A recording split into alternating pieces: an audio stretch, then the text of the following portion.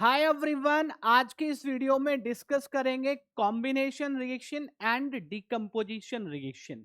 दोनों रिएक्शंस क्या होती हैं विद एग्जांपल आपको मैं समझाऊंगा। अगर हम रिएक्शंस की बात करें तो यहाँ पे बहुत सारे रिएक्शंस इस चैप्टर के अंदर हम पढ़ते हैं। देखो, इस वाली वीडियो में केवल मैं आपको दो रिएक्शन समझाऊंगा, एक कॉम्बिनेशन एक डिकम्पोजिशन, जैसा कि आपने थंबनेल में देखा। लेकिन अगर हम टाइप्स ऑफ केमिकल रिएक्शंस की बात करें तो यहाँ पे डिस्प्लेसमेंट रिएक्शन भी होती है, डबल डिस्प्लेसमेंट रिएक्शन भी होती है। उसके बाद रिएक्शन जो होती है हमारी, उनमें हीट का इन्वॉल्वमेंट रहता है। तो इस बेसिस पे हमारी एक्जोथर्मिक एंडोथर्मिक रिएक्शन होती हैं। इसके बाद ऑक्सीडेशन एंड रिडक्शन रिएक्शन होती हैं। कोरोजन रैंसिडिटी में भी कई सारी रिएक्शंस हमें पढ़नी होती हैं। ये भी इस चैप्टर का इंपॉर्टेंट टॉपिक है। तो यहाँ पे रिएक्शन वाले पोर्शन की अगर बात करें तो इतनी सारी रिएक्शंस हमने पढ़नी होती हैं। इस वीडियो में दो रिएक्शंस जो बहुत इंपॉर्टेंट है। सबसे पहले बात करते हैं कॉम्बिनेशन रिएक्शन की। देखो, कॉम्बिनेशन रिएक्शन में as name suggest, combination reaction में आपके पास कुछ कंपाउंड्स होंगे, कुछ सब्सटेंसेज होंगे जो आपस में कंबाइन होंगे, ऐड ऑन हो जाएंगे, और ऐड ऑन होने के बाद एक नया कंपाउंड, एक नया सब्सटेंस बनाएंगे। ठीक है, यहां पे हम सिंपली कहते हैं कि जब दो या दो से ज्यादा कंपाउंड, दो या दो से ज्यादा सब्सटेंस कंबाइन होते हैं, केमिकली कंबाइन होते हैं, केमिकली जुड़ते हैं और एक नया कंपाउंड बनाते हैं, एक नया कंपाउंड बनाते हैं, उसको हम कहते हैं कॉम्बिनेशन रिएक्शन। जैसे पढ़े यहां पे, अ रिएक्शन इन विच टू और more substances combine together to form a single compound, single substance. ठीक है, दो या दो से ज्यादा, टू और मोर सब्सटेंसेज क्या होते हैं, कंबाइन होते हैं, जुड़ते हैं और एक नया कंपाउंड, एक सिंगल नया कंपाउंड बनाते हैं। ऐसी रिएक्शन को कॉम्बिनेशन रिएक्शन कहते हैं। बहुत सिंपल सी रिएक्शन आपको मैं बताता हूं। सबसे पहले देखो, आप कार्बन लो, कार्बन की ऑक्सीजन के साथ रिएक्शन, जैसे कार्बन को बर्न करते हैं ऑक्सीजन के साथ, ऑक्सीजन में, तो यहां पे एक कंपाउंड बनता है कार्बन डाइऑक्साइड, जो कि गैसेस स्टेट में रहता है। रिएक्शन समझो, पहले कार्बन को ऑक्सीजन में बर्न किया, एयर में बर्न किया, कार्बन ऑक्सीजन के साथ कंबाइन होता है, कार्बन डाइऑक्साइड बनाता है। पहले रिएक्शन समझो, कॉम्बिनेशन रिएक्शन।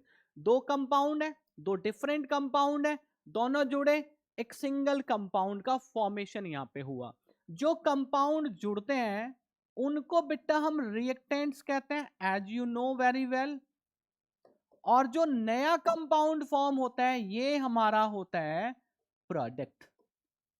कॉम्बिनेशन रिएक्शन में क्योंकि सिंगल कंपाउंड बनता है, प्रोडक्ट होता है, और अगर दो एक से ज्यादा कंपाउंड बने तो फिर प्रोडक्ट्स कहे जाएंगे।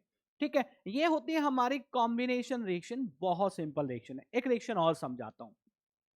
हम लेते हैं कैल्शियम ऑक्साइड, कैल्शियम ऑक्साइड जिसको हम क्विक लाइम कहते हैं बेटा। ठीक है, क्विक लाइम,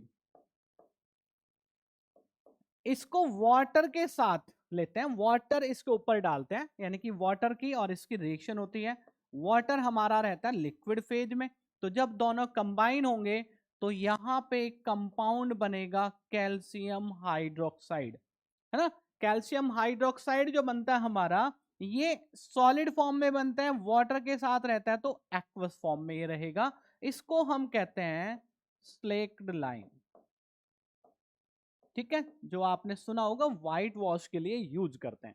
यहां पे भी आप देख सकते हैं, एक कंपाउंड, दूसरा कंपाउंड, दोनों कंपाउंड कंबाइन होते हैं, जुड़ते हैं, और एक single substance, single new substance यहां पे फॉर्म होता है। ये भी कॉम्बिनेशन रिएक्शन का एग्जाम्पल होगा। समझ गए आप कॉम्बिनेशन रिएक्शन क्या होती है? टू और more substances combine together to form a new single substance.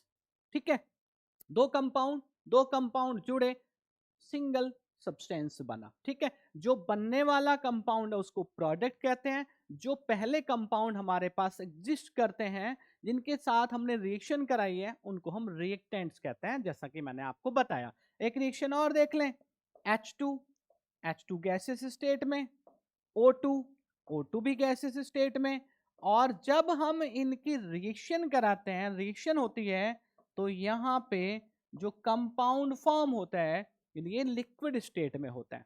इस इक्वेशन में देखो यहाँ 2 एक नंबर लिखते हैं जिसको हम स्टोइकोमेट्रिक कोएफिशिएंट कहते हैं, और ये भी 2।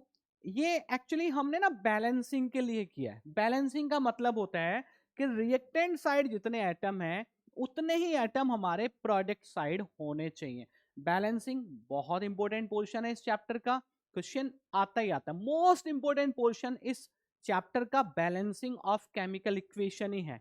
लेकिन अभी हम इस वीडियो में बैलेंसिंग नहीं सीख रहे बेटा, अभी हम सीख रहे हैं कॉम्बिनेशन रिएक्शन। तो रिएक्शन देखो आप, यहाँ पे हाइड्रोजन ऑक्सीजन, दो कंपाउंड, दो सब्सटेंस कंबाइन होते हैं और कंबाइन होने के बाद एक सिंगल सब्सटेंस वाटर फॉर्म करते हैं। ठीक है, जो कॉम्बिनेशन रिएक्शन होती है जनरली देखा जाता है कि यहाँ पे हीट प्रोड्यूस होती है, और जिन रिएक्शंस में हीट प्रोड्यूस होती है वो रिएक्शंस कही जाती हैं एक्जोथर्मिक रिएक्शन। अब बेटा जो एक्जोथर्मिक रिएक्शन है ये भी हमारे इस चैप्टर का सिलेबस में है, ये भी हमें पढ़ना है। देखो ये एक्जोथर्मिक रिएक्शन मैंने बताया, एंडोथर्मिक रिएक्शन भी हमने पढ़नी होती है, लेकिन यहाँ आप समझो कॉम्बिनेशन रिएक्शन क्या होती है, समझ गए। तो बैलेंसिंग हुई, एक्जोथर्मिक रिएक्शन क्या होती है ना, एंडोथर्मिक रिएक्शन क्या होती है, ये भी हम धीरे धीरे समझेंगे। लेकिन कॉम्बिनेशन रिएक्शन क्या होती है ये आप ध्यान दो। एक और बात मैं यहाँ पे आपको समझा के चलूंगा, जो हम यहाँ पे कंपाउंड्स के साथ ब्रैकेट में कहीं एस लिखते हैं, कहीं जी लिखते हैं, कहीं एल लिखते हैं, कहीं एक्यू लिखते हैं, ये भी आप ध्यान दो थोड़ा सा। देखो बेटा जो एस लिखते हैं ये सॉलिड के लिए लिखते हैं, यानी कि वो सब्सटेंस आपका रिएक्शन के अंदर, इक्वेशन के अंदर सॉलिड फेज में प्रेजेंट है। एल फॉर लिक्विड, समझ गए हो गया अब आप। और जो जी है it is for gas. AQ जो लिखते हैं ये हमने किसी सब्सटेंस का वाटर के अंदर सॉल्यूशन बनाया हुआ है जिसको हम एक्वस सॉल्यूशन कहते हैं, तो सिंपली हम AQ लिख देते हैं एक्वस के प्लेस पे। जहां PPT लिखा हुआ मिलेगा आपको, PPT भी आपको लिखा हुआ मिलेगा, ये कंपाउंड एक्चुअली सॉलिड फेज में वहां प्रेजेंट होता है, इसको हम कहते हैं प्रेसिपिटेट। प्रेसिपिटेट, ठीक है। तो ये तो हुई आपकी कॉम्बिनेशन रिएक्शन। इसके बाद करते हैं बात डिकम्पोजिशन रिएक्शन की। डिकम्पोजिशन रिएक्शन कॉम्बिनेशन रिएक्शन के एकदम अपोजिट है। डिकम्पोजिशन, डिकम्पोजिशन का मतलब होता ब्रेक डाउन, तोड़ना। यानी कि जब कोई सब्सटेंस, कोई भी सिंगल सब्सटेंस जब ब्रेक डाउन होता है इनटू सिंपलर सब्सटेंसेस। अब जब एक कंपाउंड है तो जब टूटेगा तो दो या दो से ज्यादा में टूटेगा, तो यही इसकी डेफिनेशन होगी डिकम्पोजिशन रिएक्शन की। कॉम्बिनेशन रिएक्शन में चीजें जुड़ती हैं, डिकम्पोजिशन रिएक्शन में चीजें टूटती हैं। A reaction in which single substance break down into two और मोर सिंपलर सब्सटेंसेस। आप समझ गए कॉम्बिनेशन रिएक्शन में क्या हो रहा था, दो सब्सटेंस जुड़ के कंबाइन होके सिंगल सब्सटेंस बना रहे थे। डिकम्पोजिशन रिएक्शन में एक सिंगल सब्सटेंस टूट के नए सब्सटेंस बनाता है, टू और मोर सब्सटेंसेस, समझ गए। तो डिकम्पोजिशन में सबसे बढ़िया रिएक्शन आप देखो जो आपको ध्यान भी रखनी चाहिए और रखनी भी पड़ेगी, कैल्शियम कार्बोनेट CaCO3।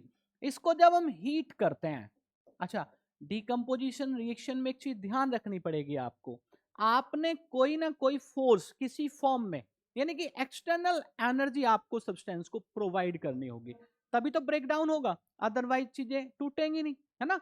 कोई भी चीज तोड़नी है तो वहां पे एनर्जी तो एक्सटर्नल लगानी होगी ना। तो जो एक्सटर्नल एनर्जी हम यहाँ पे अप्लाई करते हैं वो हमें अप्लाई करनी होगी, वो बेटा हीट की एनर्जी, हीट की फॉर्म में हम यहाँ पे अप्लाई कर सकते हैं। जो सनलाइट है आपकी उसकी फॉर्म में हम अप्लाई कर सकते हैं, और यहाँ इलेक्ट्रिसिटी की फॉर्म में भी हम एक्सटर्नल एनर्जी अप्लाई कर सकते हैं। तो कहने का मतलब है किसी कंपाउंड को डिकम्पोजिशन रिएक्शन तभी होगी, डिकम्पोज करने के लिए हमने एक्सटर्नल एनर्जी वहां पे प्रोवाइड करनी होती है। कैल्शियम कार्बोनेट को डिकम्पोज करने के लिए हमको हीट करना होता है। जब हम इसको हीट करते हैं तो यहाँ पे हमें मिलेगा कैल्शियम ऑक्साइड, और क्या मिलेगा भाई, कार्बन डाइऑक्साइड। ये गैसेस स्टेट में रहेगा। मैंने आपको समझा दिया S4 सॉलिड, G4 गैस, ठीक है ना। तो ये हो गया कैल्शियम कार्बोनेट, ये हो गया क्विक लाइम, और ये हुई कार्बन डाइऑक्साइड गैस। एक single substance on heating decompose होता है दो सब्सटेंस में, ठीक है, कैल्शियम ऑक्साइड और कार्बन डाइऑक्साइड में। एक रिएक्शन और देख लें, ये आपका रिएक्टेंट हो गया, ये आपके प्रोडक्ट हो गए। अब एक सब्सटेंस आपके पास है FeSO4, ठीक है जी, ये सॉलिड रहेगा। जब आप इसको हीट करोगे, जब आप इसको हीट करोगे तो ये टूटेगा आपका Fe2O3, ये आयरन का ऑक्साइड हो गया, आयरन ऑक्साइड। और किसमें टूटता है भाई, एक SO2 गैस यहाँ पे मिलती है, ये सॉलिड बनेगा आपका आयरन ऑक्साइड, और यहाँ एक SO3 गैस आपकी फॉर्म होती है, ठीक है। तो यहाँ पे देखो, यहाँ पे 2 कंपाउंड मिले हैं टूटने के बाद, यहाँ पे 3 कंपाउंड मिले हैं। यही तो हमने पढ़ा। क्या पढ़ा, a reaction in which a single substance breaks down into 2 और मोर सिंपलर सब्सटेंसेज। ये तो हुई हीट की बात। देखो इलेक्ट्रिसिटी यूज करके हम क्या करते हैं, ये मैं समझा देता हूं, बाकी ये सारी एक्टिविटी हम कराएंगे आपको। इलेक्ट्रिसिटी यूज करके हम वाटर का डिकम्पोजिशन करते हैं, और वाटर डिकम्पोज होता है हाइड्रोजन और ऑक्सीजन गैस में, ठीक है बेटा। इस तरह से वाटर को कंडक्टर बनाना है तो उसमें कोई इलेक्ट्रोलाइट ऐड करते हैं, ये एक्टिविटी भी मैं आपको करा दूंगा। इसके बाद आपने पढ़ना है AgCl। AgCl सॉलिड है, AgCl व्हाइट कलर का सब्सटेंस होता है, ठीक है।